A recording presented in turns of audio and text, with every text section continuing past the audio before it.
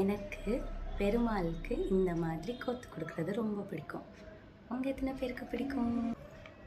நடுவில் இந்த மாதிரி இட்லி பூவும் அதுக்கப்புறம் அந்த துளசியும் வச்சு அதை அழகாக கோத்து பெருமாளுக்கு கொடுத்தா அவ்வளோ சந்தோஷமாக இருக்கும். இதோ இந்த மாதிரி பிரதோஷம்ல நடுவில் அம்மா போய் அபிஷேகம் முடிச்சுட்டு வந்து விபூதி கொடுத்துருக்காங்க. பிளஸ்ட் டே எடுத்து பார்த்துக்கணும். ஹாப்பியாக இருக்கு. எப்பயுமே இந்த ஸ்டார் மாதிரி வரணும் அப்படின்னு சொல்லுவாங்க. அப்போ அழகாக இருக்கும். நான் வந்துட்டு 4-4 இந்த பக்கம் அந்த பக்கம் அப்படின்னு சொல்லிட்டு 4-4 வைப்பேன். அம்மா வந்துட்டு 5-5 வைப்பாங்க.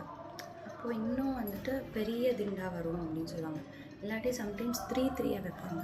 அப்படி வச்சாலும் அழகாக இன்னும் பெருசாக அகலமான திண்டா வரும். நாங்கள் சின்ன வயசுலலாம் வந்துட்டு 1 ரூபி 2 ரூபிக்கெல்லாம் மல்லிப்பூ எடுத்துகிட்டு வந்து நைட்டில் பூத்த பூ வச்சு வைப்பாங்க.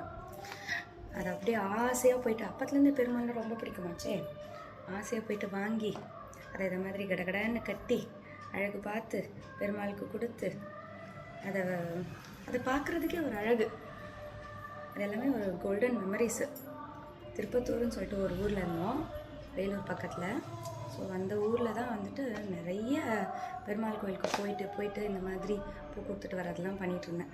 அங்கே தான் வந்துட்டு விஷ்ணு சஹஸ்ரநாமமும் கற்றுக்கிட்டேன். அன்னையிலேருந்து டெய்லி விஷ்ணு சஹஸ்ரநாமம் சொல்கிறது நான் வந்துட்டு அதை வழக்கமாக வச்சிட்ருக்கேன். இன்றைக்கி சண்டே 4-6 ராகு காலம். இது பெருமாளுக்கு பெருசு, இது ஆஞ்சநேயருக்கு. சீமை பெருமாள்.